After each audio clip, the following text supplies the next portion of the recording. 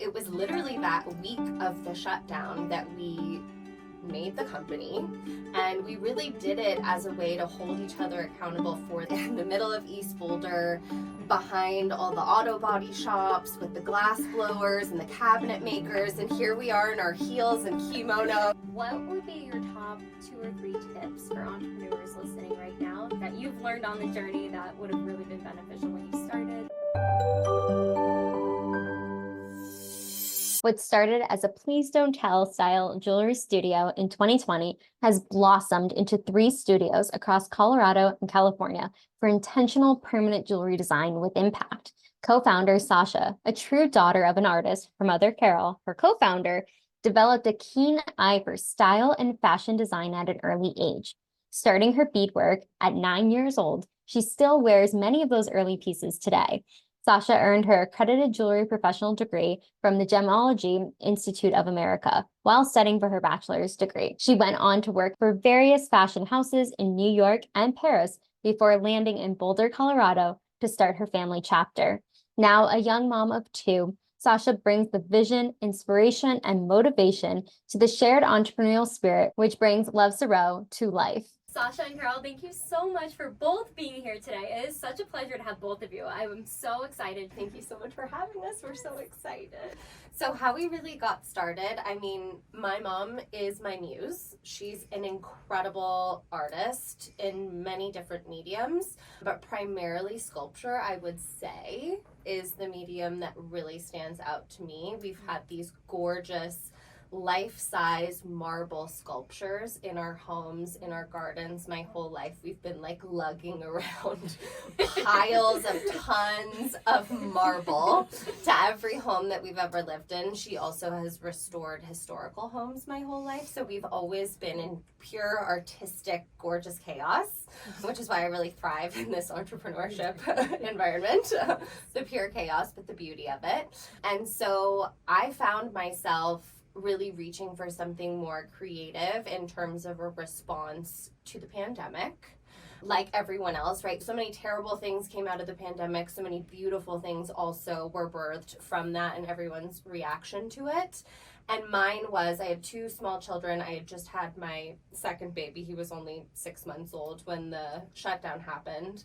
And I had been working a wonderful job, but it was very focused on compliance, legal, accounting. It was a lot of hours, a lot of work. And so I needed some creative sparkle, honestly.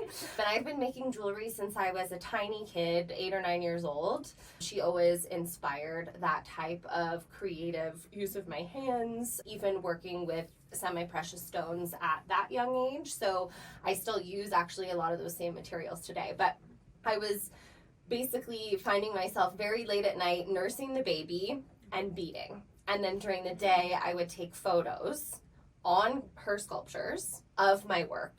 And the lines and texture of her sculpture with my creations, I just felt like, wow, we really have this wonderful creative synergy together in that visual.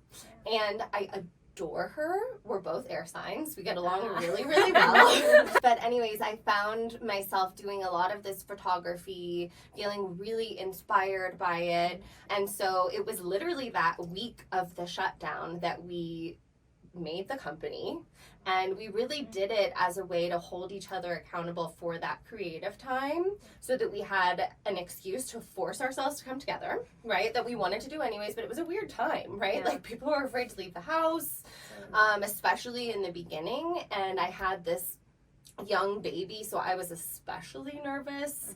And so it was really nice that we had this forced creative time together, and it just really gave us new life. And so that's really how we started, was just during the shutdown, our own reaction to it.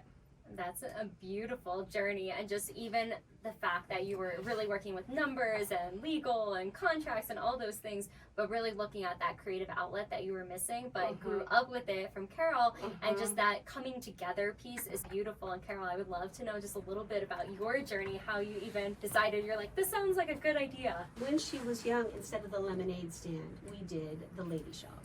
So we made soaps and we did all of the earrings and beading, but I didn't want her to do the glass or the plastic. I wanted her to get the real stuff. So we would buy the peridot and buy the lapis and buy the rubies and let her put together her little earrings and stuff, and it was great. It was so fun. It was so fun. So, It sounds so fun.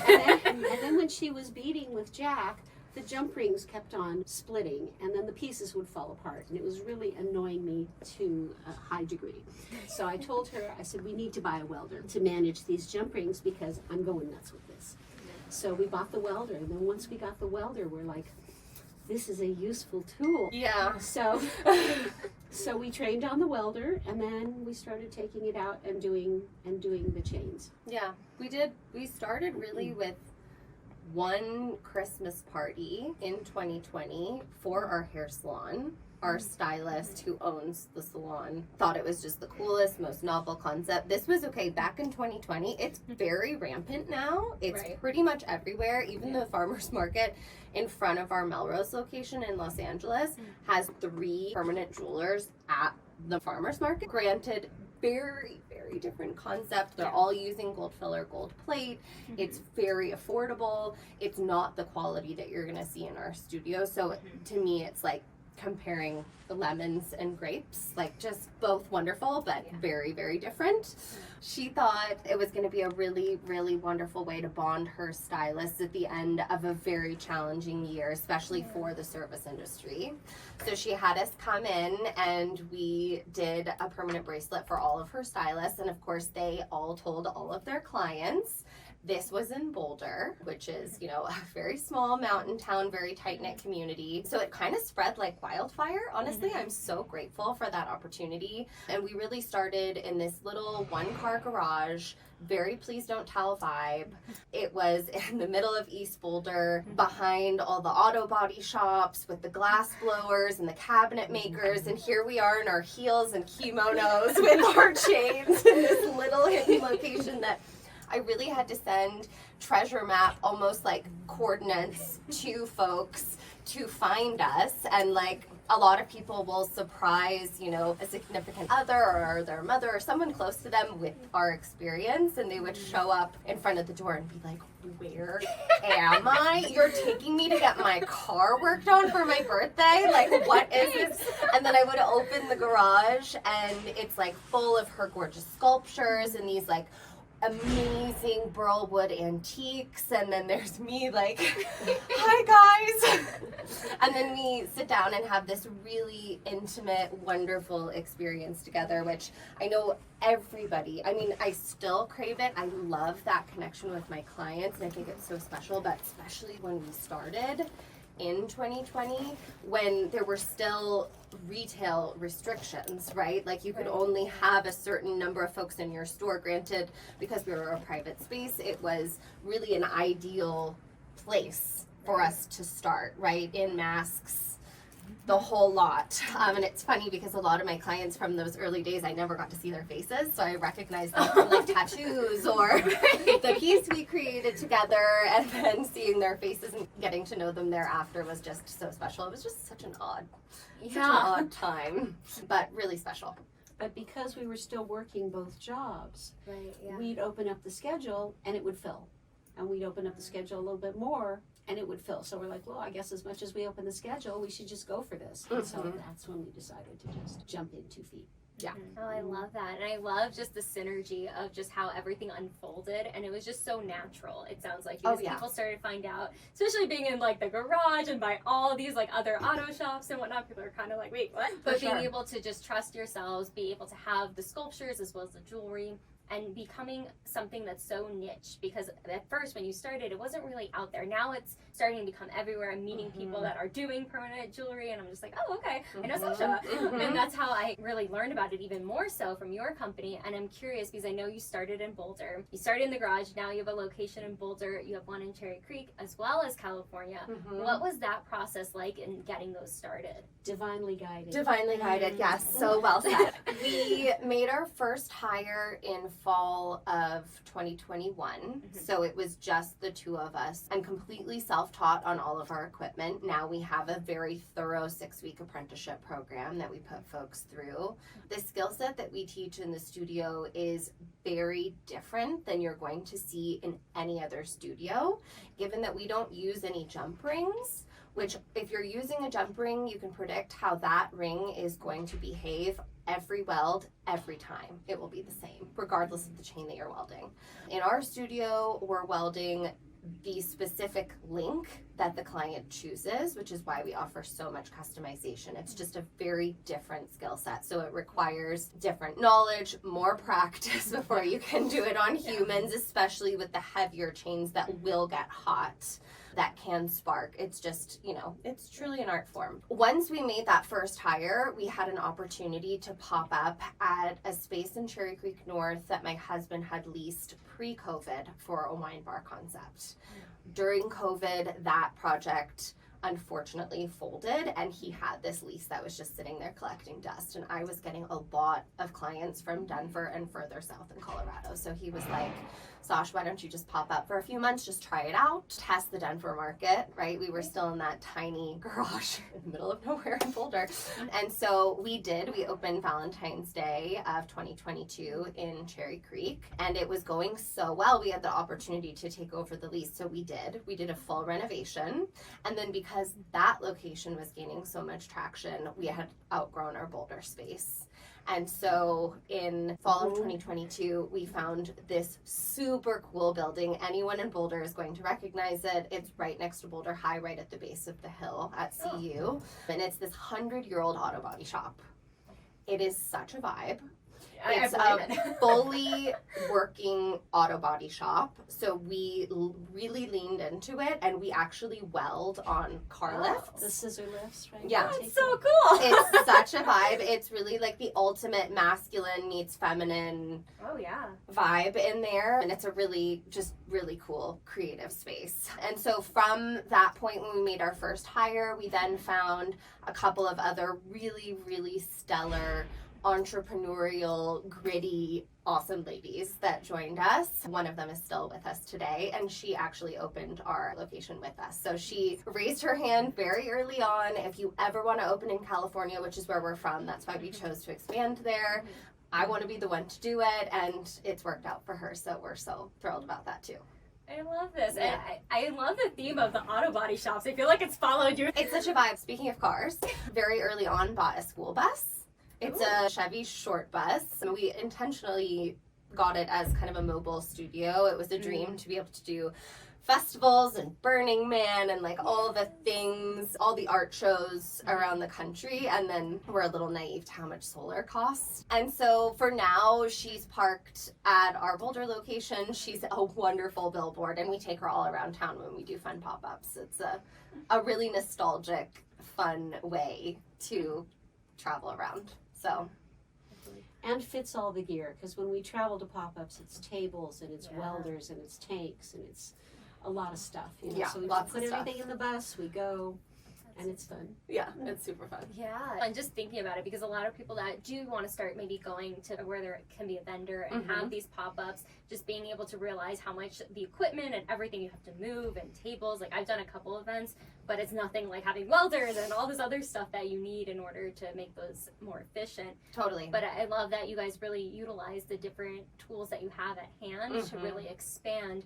And I'm curious, because you have expanded a lot in the last few years, what has it been like hiring? Because this is something where a lot of entrepreneurs struggle when it comes to, okay, I'm going to leave my baby with these individuals. Can I trust them? And all the things that go into hiring. What was that process like for you? I know you had a couple people early on. Yeah, it was really challenging. There's no sugarcoating how challenging hiring is, especially when it's your baby, like you put it. It's emotional for us. Like, as family, we've birthed this amazing business that is so near and dear to our hearts, that we touch so many clients and help heal their lives. We do a lot of in memoriam appointments as well. It gets very, very deep, these connections that we foster through this business. And so to trust folks with that and to give the same experience that I would give, again, on that emotional level is so challenging. But I'm so grateful because I've learned so much even from the not so positive experiences with hiring, with management. I tell everyone that works for me, I have no management experience. I'm winging it. I'm doing my best. And I think also as a business owner and as an individual, especially as someone, I work really well independently. I always have in my past lives before doing this.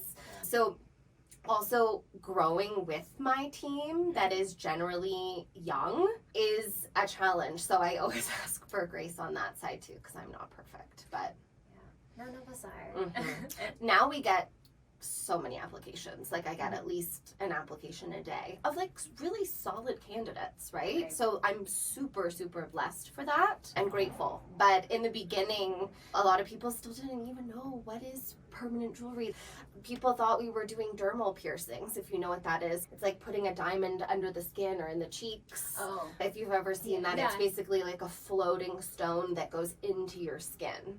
So a lot of folks thought, even when I was popping up at little boutiques on Pearl Street in Boulder, they were like, oh, so you're doing, is that the piercing in the skin? And I'm like, no, that needle's not going to touch you. It doesn't hurt. Let me tell you about it. But like, it's not so much that reaction now because it's so rampant. The industry has just blossomed in this gorgeous way, which has also posed other challenges for us. Yes, and what are some of those challenges? I would say the biggest challenge is appealing to a very wide market of folks just because of wonderful social media, right? And permanent jewelry is very hot. I mean, that's how it's really exploded, is thanks to TikTok and Instagram.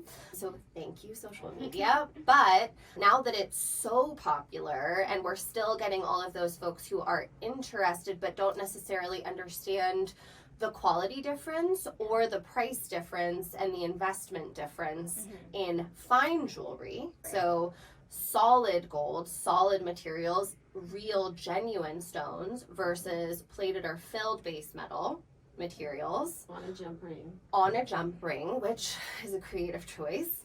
And glass stones, imitation stones, or lab grown. That is a very controversial topic. But we choose to work in the highest quality materials that we find to be the most durable, have the most longevity, and be hypoallergenic for anyone who even has the most sensitive of skin to be able to wear permanently and have that performance forever, that lasting performance. And then when it comes to the stones, which we started honestly with a very small menu of stones, only 9 in one shape, but still genuine set in solid gold.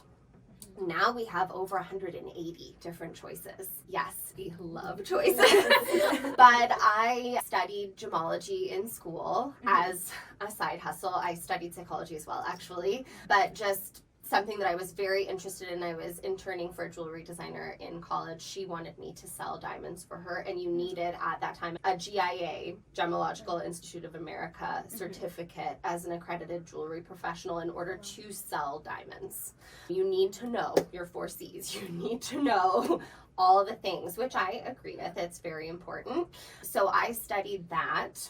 And then bringing it back, I felt like it was really important to integrate that more technical knowledge with what we're really into, which is the healing power, more of the metaphysical side of crystal healing. So she went to India a few years ago and had an amazing experience with a Jyotish, which is like a crystal healer, kind of like a shaman, but for stones, which in that culture, in Eastern wisdom, I've been told you're supposed to interview 3 and make sure that they all give you the same information of which hand you're supposed to wear the emerald, and it needs to touch the skin, it needs to shine through in order to absorb the full benefit, or you need to wear it with the diamond so that it amplifies the energy properly. It's a whole prescription. Yeah, I'm just like, oh my God, tell me more. It is such a rabbit hole. Yeah, I'm still learning. But it's really become such a huge part of our practice and our creative process in the studio that we'll consult with clients on what they're attracted to. We believe most of the time the stone chooses you, not the other way around. And usually You find out what that stone that's choosing you, what it's used for in terms of healing, and instant tears in terms of alignment for the client. It's a very, very powerful experience, powerful practice, something that's really not to be taken lightly, in my opinion, which is why we allow our clients also to evolve their piece over time. So let's say you came in today, and you got a permanent chain, and you were like, okay, I was not expecting so many choices. I feel overwhelmed. I don't know where to start with the stones, right? And so I would say, let's see which one calls to you. Let's learn what they mean, and then think about it. You can come back next week or 2 years from now and add that stone to that chain. You don't have to create a whole new piece. So you can continue to evolve your jewelry. It's permanent, but it's not, right? It can evolve just as we do as humans, which I think is really, really powerful. And we have people add stones for plenty of milestones, whether it's, you know, a healing stone for a particular reason, they are celebrating a milestone in their lives, a birthday, a union, a death. There are countless reasons to use stones and to continue to storytell through your piece with those energies, which are just so potent. And that's why we really believe in using genuine stones above AA quality, which it goes AA, AAA. They have to be set in solid gold. They have to be the real deal, as high quality as you can source, which has taken a lot of hard work, but we've really mastered at this point, and we're just constantly working on ways to positively evolve that assortment and that menu so that we can reach even more people with those little powers, little but mighty powers. I was gonna say, those are massive powers. I was just like absorbing all of this, and I think it's so beautiful that you add the stones in, because there's a lot of different types of jewelry out there, and like what you know, the quality, and quality is really important, especially if you're gonna have that on forever. But I love what you said about the evolution of it, and it's not just permanent, you can add to it. And I think, just like you said as well, we evolve every time. Our businesses evolve, your businesses have evolved, different locations. And what's that look like? What has that maybe been a lesson that you've both learned on this journey as you've evolved and the stores have grown, people have started to understand the quality and everything that you're educating everyone on? Yeah, we're certainly learning a lot more about our client also over time, that most of the clients coming to see us at this point are coming to invest. They're coming for a piece that they do believe, as we advertise and stand behind the quality of our pieces, that it will last for them.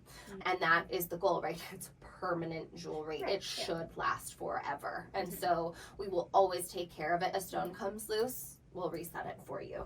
Something stretches, or it's not, you know, a match for your lifestyle, which we usually try to hone that in the initial consultation, but sometimes someone wants something very dainty and they fail to disclose that they're a rock climber, and it's a mismatch. That's a very extreme example, but we'll always stand behind the client. As soon as you're a client, we'll take care of the piece for its full life. And I think that that's also really important, because we're selling a lifetime jewelry, right? And that's very, very unusual for the jewelry industry. No one warranties their stuff, even the best jewelers. So I just find that so important. Yeah, and even with just like the evolution of the business and the jewelry, I love the healing piece of it. And going to India, what was that like for you, Carol, going to India and being able to really absorb and understand the stones? India is amazing.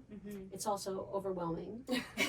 And it was great. I learned a lot, and I'm happy to bring some of that knowledge back to our evolving knowledge of how the stones can help people. And it's just interesting because we have all of the stones open on the back, so that the energy from the stone can reach the body without a barrier. And so it's just been a really nice trip, if you will. But the fun part is how the stones really do call to people. And so it's just fun to help everybody really customize their piece. So we can work in the numerology. If somebody likes the number 11, they can do 11 links. If two people come in and have two completely different aesthetics, then we have, you take a few links of your chain and put it to your significant other. right? And vice versa, so that you can always have just a little piece of each other. So that's the really nice part about being able to customize it, so is that we can really put it together in a way that's meaningful for everybody, and everybody can tell their story through their piece, and then everybody loves it because it's uniquely for them. Exactly. It's really just fine jewelry creation on the spot. And not that much more work. I mean, we just love the actual, you know, cutting, fitting, zapping part of creation is so fast, right? You're in and you're out. We love to take that extra time with our clients, which has really developed into this really wonderful experience where it takes anywhere from 40 to 70 minutes for new clients to like really sit and explore and not rush that healing process, right? I mean, some folks coming in knowing exactly what they want. Most people come in and they have no idea the full scope of what they have at their fingertips creatively. And I'm so fortunate that I get to make these kinds of creative decisions for myself every day, which is, again, not something I'm that used to in a professional environment. And for most people, it can be overwhelming to be faced with so much creative freedom. So it's really my job and my team's job to make that a less intimidating, guided process and inspire, you know, just pull out tidbits of the story in front of them and help them understand how they can make it really custom in a simple or more intricate way. And so we like to allow time and space for that when we have these appointments. Yeah, and you don't hear about this. I mean, I've never heard about like the aspect of going the extra mile to make sure the client's getting what they want, because it is a lifetime. Totally. It's permanent. Yeah. But being able to really have that experience with them and like guide them through that journey of finding what's the right stone, the stone calling them. I'm a firm believer in that as well. I have a lot of crystals and gemstones, and I'm always like, the stone always calls me when I pick it. Yeah. And I feel that, but I feel like you just give so much room and space for people to really identify what they want, or being able to piece it together if it's their significant other, and the links, and just how that really evolved. It's so beautiful. And I'm really curious, because working together, a lot of people maybe listening might want to work with their mom or their daughter or their significant other. What has that been like working together? Honestly, it's been the best. I think we've disagreed maybe 2 or 3 times. Oh, wow. We're both really effective communicators. Like, you can't hold anything in. Yeah. Right? It's also tough. Like, I think we've only done this in front of an employee or 2, maybe once or twice under stress. But like, that's pretty good. I think it's pretty good. So communication is key. And also, just for me, I've just always been so captivated by her. She's my ultimate muse. Always has been. I loved spending time in her studio when I was a kid, just looking at all her art and her clothes. And I just find her so fascinating and beautiful that for me, she's my idol. Even though we have different work styles, she's very technical, even though she's such an artist, which is an interesting juxtaposition. Math art. She's very blessed. But like, she collects antiques, so her taste in, you know, the pieces that we have in the studio, aside from the car lifts in that one particular studio, those have all been in our house for like 30 years.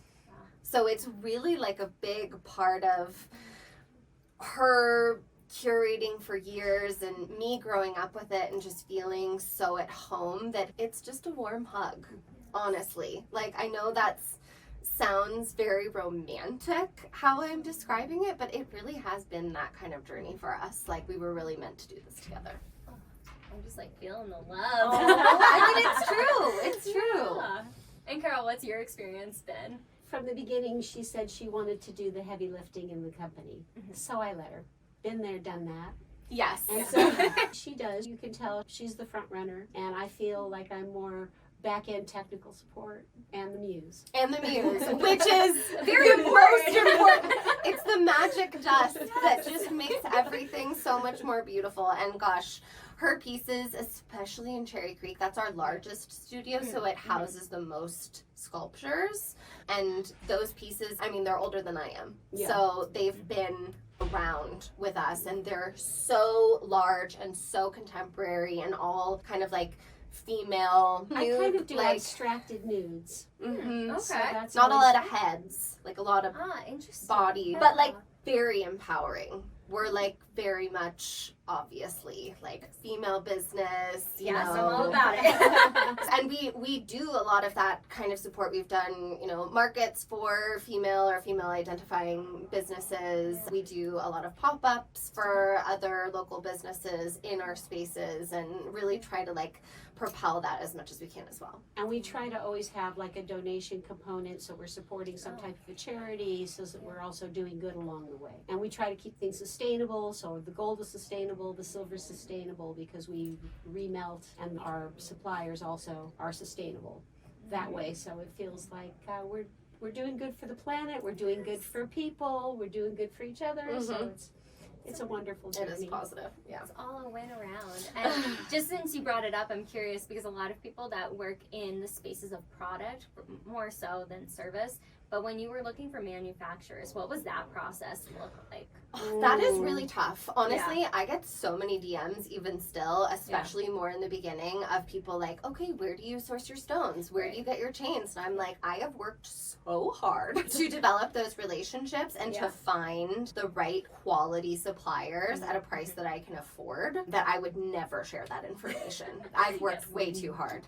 But the journey, I struggled a lot with quality control in the beginning, in all transparency. And when you're buying chain in bulk by the foot, which is really what you have to do for something like this, you can't return it unless you can properly explain why there's a quality problem. So I learned very early on, with no mentorship, how to navigate that, right? Yeah. Which was definitely a challenge also with stone quality. And so it kind of evolved organically through a lot of research and trial and error, because we don't have as much as at our fingertips here in Denver, especially during the pandemic. So I was having to source things from other parts of the country via mail and Zoom, which is really hard when you can't touch and feel your product, right? So I would say that was one of the biggest learning curves for us in terms of sourcing proper quality that really will last.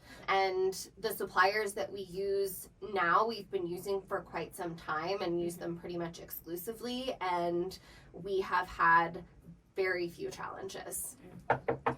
And I'm so grateful, because we now have, you know, a dedicated stone sourcer that I'm like, I would love to do a watermelon tourmaline, which is very unusual, or I would love to do an ametrine, which is when amethyst and citrine grow together, and I find it so extraordinarily beautiful but very unusual. And to find those types of stones in the size that we like for our jewelry, and to be able to have them properly set and natural, not lab created, is a journey. So it's also a lot of patience.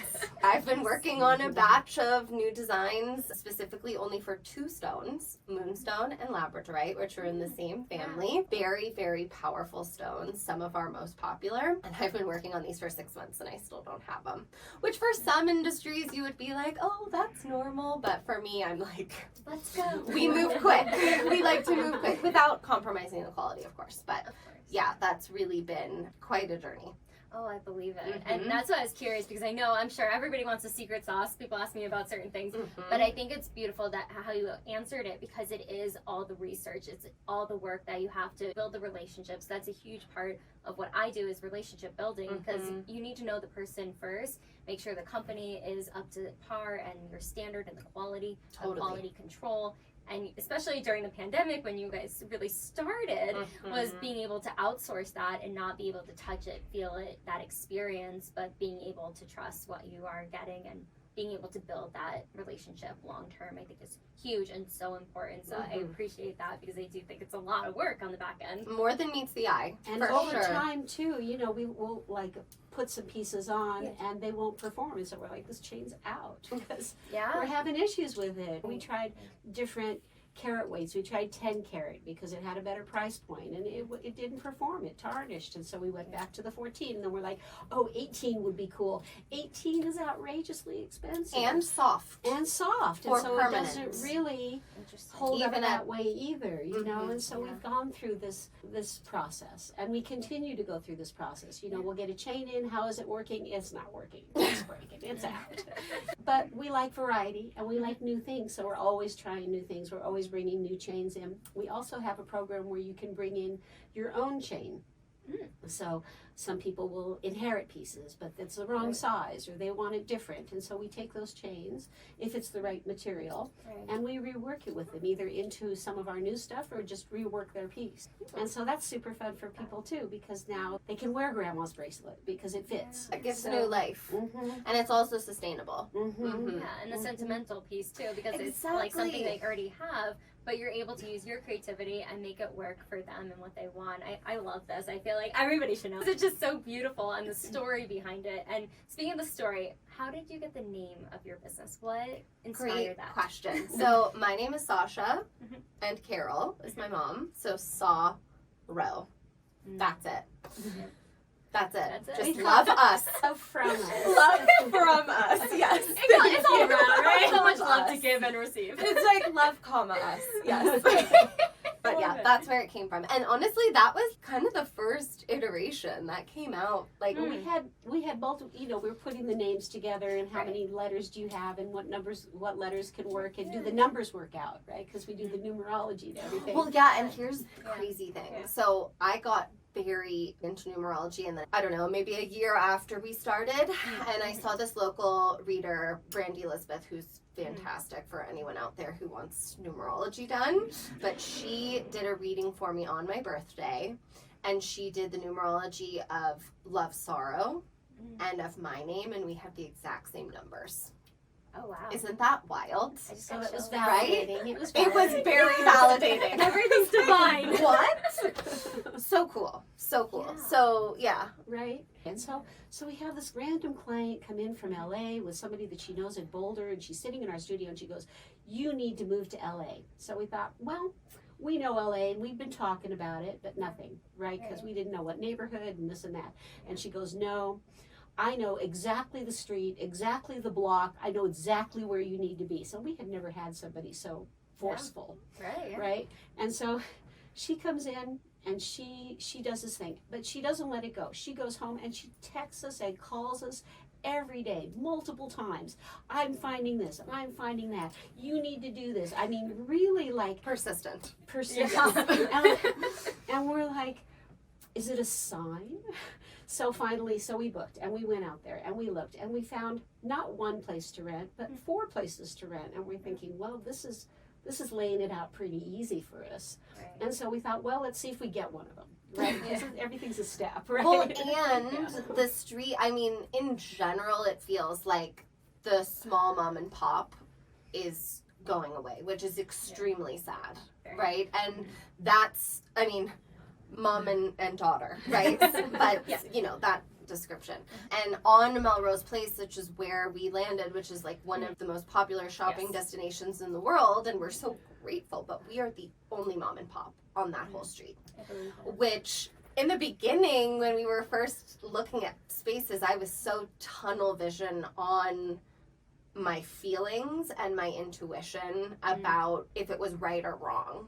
And then a few months in after we opened, I was like, wow, this is like a little intimidating. We're the only mom and pop within several blocks, you know, in this neighborhood. But we're making it work, and they're crushing out there. It's mostly because of Taylor and how amazing she is. So it just, again, it goes back to that divinely guided thing, because we have, it just feels like the universe presents the next step. Yeah. And so we're just kind of staying open to that and trying to stay positive to that and working, you know? Yeah, I think we all need to do that a little more. Right. That's my like phrase for this year is elevated impact, but behind that is really flexibility and adaptability and not trying to control everything, because I think sometimes when we start something, we're like, okay, well, I want it to look like this, and it doesn't happen like that. But when we let go, more opportunities start flowing in. Right, 100%. and all of a sudden it's there. It's 100%. what needed to be. Yeah, and sometimes you're just looking at the closed store and you're like, the window's right there showing you the sign. No, for sure. I love how you put that. I think that the letting go piece for me, especially in 2023, because it was a year for me of a lot of lessons, you know, because we've grown so fast. I think in our first year we grew 7,000%. Amazing. Like, what even is Huge that? number. I don't even Yeah, know that's a huge what that number. is, and I'm a math girl. So last year was really, you know, like a lot of challenges with personnel, a lot of challenges with growth, you know, spanning 2 states, especially all of the labor laws in California are so different than Colorado. So it took a lot of, you know, getting certain things in place, which is not the fun stuff, but, you know, there's no one else to do it. Exactly. You know, so, and I think that that's like a really humbling part of growing a business, especially a business that doesn't have a playbook, you know, like nobody yet is doing things the way that we're doing. Yeah. I mean, permanent jewelry, again, it's blossoming as an industry. But to me, what we're doing, I always kind of use the word permanent later when I'm consulting someone. Like for me, it's custom first. Most clients opt to make it permanent. It's low maintenance. It's made to measure. It's custom fit. It's wonderful, right? Yes. The permanent part is wonderful. And it doesn't have the weak part of the Which clasp. is the clasp, right? A Yeah. clasp is a mechanical piece, so that That's true. is a weak point in a piece. So Yeah. yes, the permanent piece is wonderful. And that goes back to that big challenge piece of this industry just blossoming so quickly that it's a challenge for us to really differentiate ourselves and our process so that you don't make that snap judgment, oh, permanent, okay, then they just maybe have like 5 chains with jump rings, right? And which again, there's nothing wrong with that. Yeah. It's just not what we're doing. Yeah. And for me, I'm just so passionate about it. I love it so much. I'm like, should I show you all my jewels? Yes! Let me show you. But every single piece that I wear, I mean, I look like this even in yoga class, right? Like they go everywhere with me. Yeah. And a lot of people are like, oh, you have so many, like those are goals. And I'm like, yes, there are so many because I'm a maximalist in terms of how I dress and express myself through my style. However, every single bracelet, every single ring that I wear, necklace, they all have a specific story. Whether it's this one has engraved her handwriting, it says love you. And it's on one of my favorite chains that's vintage that I ever sourced. I found it in a melt pile and I'm still trying to get it made. And then this has a pink tourmaline, which is like a protective stone for the heart. It's for emotional healing. Very, very powerful stone. So I wear that next to my heart. So for instance, you know, all of these are stories. They really carry so much sentimental and symbolic value to explain who I am as a person, which, you know, at first glance you would just think, wow, she just loves jewelry, you know, but no, I really love what these symbolize. It's a very empowering thing for me to see through how this has grown. They all symbolize, you know, either a person or a milestone in the business or something that I've done that has really shaped who I am today, which is empowering.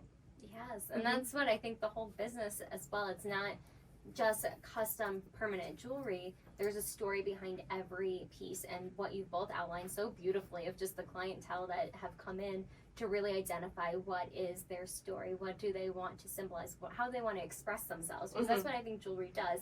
It expresses like my mood, what I'm feeling like that day. Do I want a big statement necklace? Do I want like a little dainty one? Totally. Like it's just really about like my mood, and I feel like you really empower people to be able to wear the jewelry, have the story, and have something different. It's not just a piece of jewelry. Not that every piece of jewelry is a piece of jewelry, but really it does tell something significant in their life and so meaningful. Especially for it to be permanent, there's another level. It's not permanent, it's evolving. Exactly. And that's what I think is like the biggest shift and change from just other permanent jewelry stores I've heard of or companies. It's been a little different, but really hearing the background story of like how it just really empowering individuals to wear the jewelry that speaks to them, Mm-hmm. the stones that speak to them. It's not like a big stone, just like you outlined with the one chain as well, but really each element has a specific meaning behind it. And that's what is so powerful, which is what makes you stand out from other companies out there. Not is better than the other, just different, but you really stand out in that aspect of storytelling, the experience that you're giving someone when they come into your store. And Right. Absolutely. You said it so perfectly. And I think also because it's permanent, it really allows us to get to the very core and essence of who a client is, right? And what they really need, right? Whether it's, celebrating the person that is most special to them, or celebrating themselves, or healing themselves. Like, every single stone carries so much potency, and we've just released a project that I'm so proud of, and it has these little affirmation cards, and it explains we'll talk. Go to Cherry Creek after this. But there are these little affirmation cards, and it explains on one side, whatever I could fit on the card, right? So I really had to boil it down to its essence of how the stone heals, so that they can understand really what they've purchased and what it stands for and how it heals. And then on the back, it says an affirmation. And this, I really feel very strongly that this should be placed somewhere where the client can see it every day and say it out loud to themselves, to really absorb the full benefit of the stone over time. And gosh, I practice this for myself. I have a lot of favorite children, but mostly citrine and tanzanite. And in all seriousness, this whole business is built on citrine, which is the stone of manifestation. It's the stone of confidence, warmth, the sun, joy, optimism. Like, it's such a sunny stone that also attracts so much prosperity, whether that's spiritual, financial, other ways. It's really, really powerful. And I've worn that on my throat and in the back on my first permanent necklace, and then on both wrists since we started. Wow. And I probably sell most citrine just because it's worked such wonders for me to have that affirmation every day, and to really understand and keep up with the commitment of the promise I've made to myself, that I believe in myself and I know that I can do this, and even on the days where it doesn't feel sunny, right? Yes. Yeah. So I really latch on to that power of the stone. And we sell also a lot of moonstone. That's probably our most popular gemstone, which is the stone of new beginnings. It's divine feminine. It's used in a lot of cultures to regulate female hormones, help with infertility, help with PCOS, PMS, menopause. I mean, I'm not a doctor. Let me disclose that. So whether it's psychological or energetic or a healthy mix of both, we've had a really positive response from clients on how that has helped them, and also helped them with their moon cycle manifestation practice.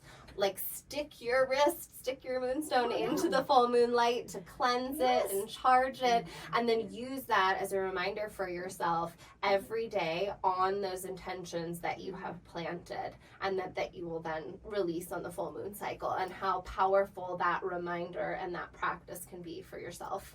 So yeah, I mean, I could go on. I could too, because I was just like thinking, because a lot of times when there's a full moon, I'll like light a candle and like burn a piece of paper that I'm letting go, but it's like the same concept, but different, where you're actually like receiving and letting go whatever the stone is, to really amplify what you're trying to bring into your life or release from your life.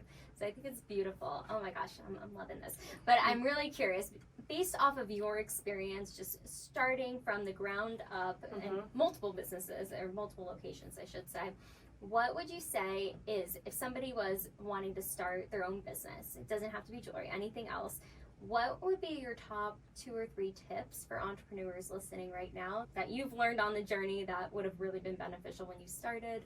Good lawyer. Good lawyer. Oh, yeah. Good accountant. Good accountant. Yes. Good tax person. It's not for the faint of heart. There are so many rules and so much government that you have to Tai Chi your way through. Yes.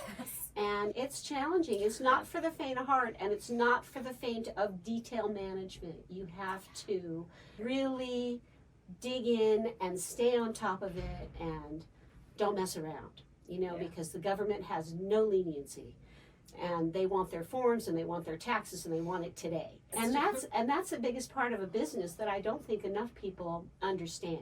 Yeah. And it's not for the faint of heart. You have to really have some grit and some persistence and some gumption to push your way through Yeah, this. we don't get Christmas anymore, or Mother's Day, or any holiday. And be careful about retail. Which is okay. We love it. We would rather be with our clients than any holiday. But for me, and I totally agree with that, for me, I think it was, in hindsight, really helpful. It was really challenging to have 2 toddlers and a full-time executive job and do this.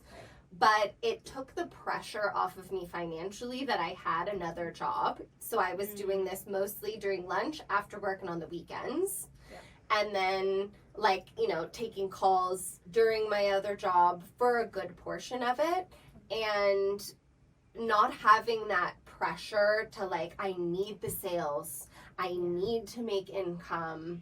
And it was, like, so pure from the heart and such a fun thing that we were doing that, like, I didn't care about being paid, you know, and I didn't need it. And I think that difference was really important, because I think if I had relied on that for my income, I wouldn't have made the right decisions for a lot of things. And I would have been focused on profit margin. I would have been focused on efficiency. I would have been focused on things that are really important to a lot of business people, that are important, don't get me wrong, and I've learned that down the line. Yeah. But for me, really developing this experience, cultivating those relationships with my clients and focusing on the art has differentiated us a lot. And it would not have been the same if I were focused on income, you know? Yeah. And we do try to keep things joyful, because universal energy supports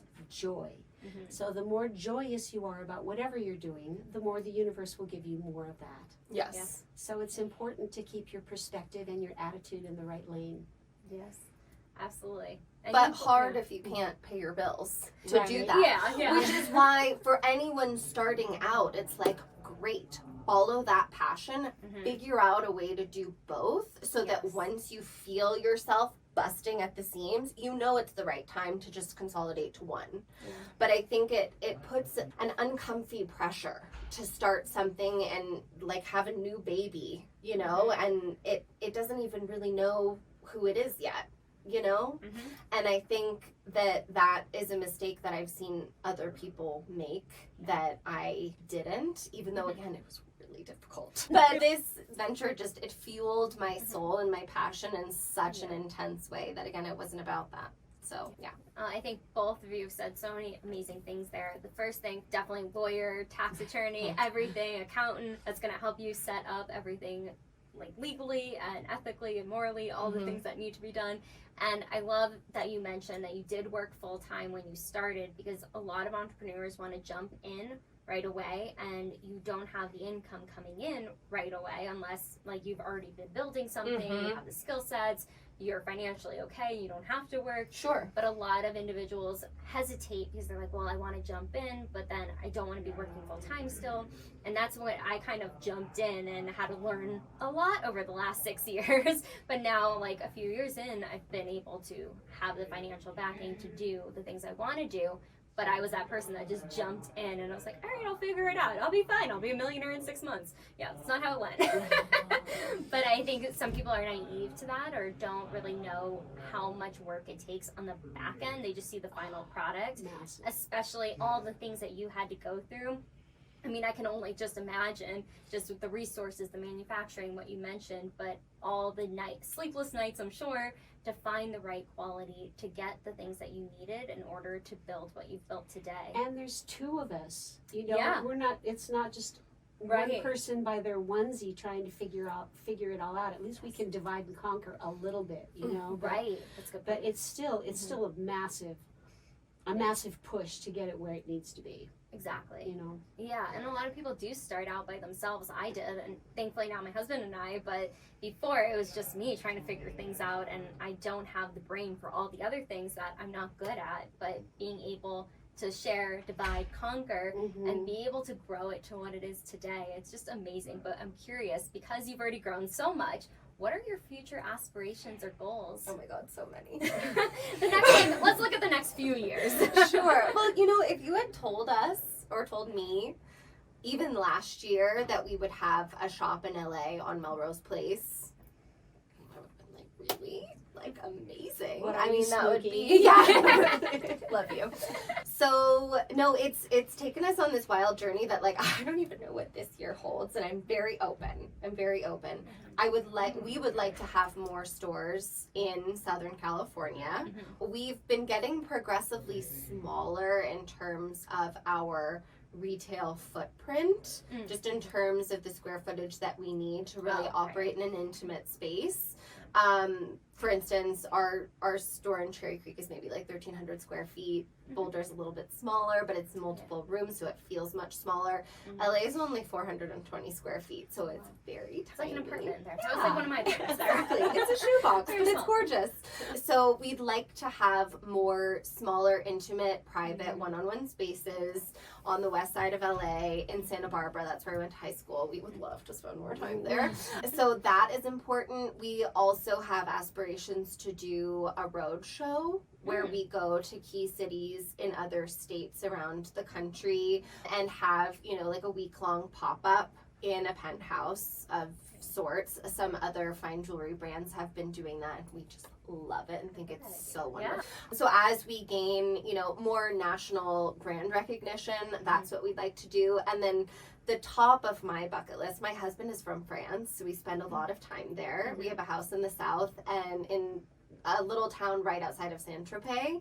And so I would love to do a season. It's only open one season of the year. It's like May through October. But I would love to have a little pop-up in the south of France for a season and just have the kids there. They're learning French at home. I just think it would be like a really, like, we made it to be able to do that and like meet tourists. I mean, there's a lot of American tourists there, so speaking French is like important but not super important, and it's a community that we know well and we love. We've been going for years, so that to me would be kind of like, So basically, national expansion and international expansion are on the bucket list. yes, all painted in this really romantic light.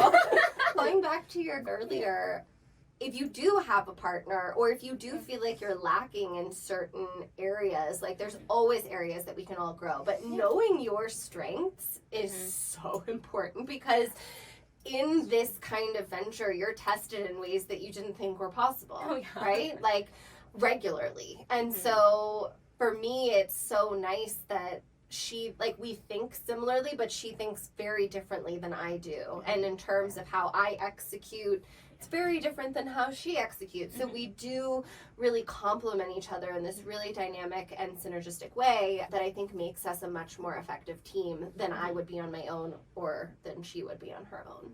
Yeah, I love it. Combining the forces. Exactly. No, it's so important, and I don't think it's talked about enough. No, it's not. And that's even my husband and I. He's like very like the visionary, can really come up with ideas on the spot, 20 years already thinking ahead. And I was just like, okay, like what's the plan? How do we execute this? But we're a good match in that capacity because we feed off of those strengths, and like my weaknesses, that's his strength, and being able to complement that I think is really important. And you're right, it's not talked about enough, but realizing we can't do everything, but being able to delegate the tasks that work best for each person can just make everything bloom and blossom just like it has for both of you. Right? And without the vision, you don't know where you're going. Yeah, exactly. So it's really useful to have that, you know, a vision. Yeah, absolutely. Well, I've been so enjoying this conversation. I feel like we could talk for a couple more hours. But where can people find you? We're going to link everything in the YouTube description, but if you could let us know as well. Yes, absolutely. Definitely check out our Instagram first, where we Love SARO, SARO on Instagram, also TikTok, also Pinterest. And then our website, lovesaro.com, has a wealth of information as well about the customization and things that we offer. I'm so excited to see these penthouses popping up very soon. Thank Thank you so much, Sacha and Carol, for being on today. It was such a pleasure to have you both, and so eye-opening, just learning a little bit more about permanent jewelry, but the custom aspect of it, but you both do so beautifully, so thank you. No, coming thank on you for today. having us. So Absolutely. fun. Make sure to like, subscribe, comment below what was the biggest takeaway from Sacha and Carol today, and we'll see you on the next episode.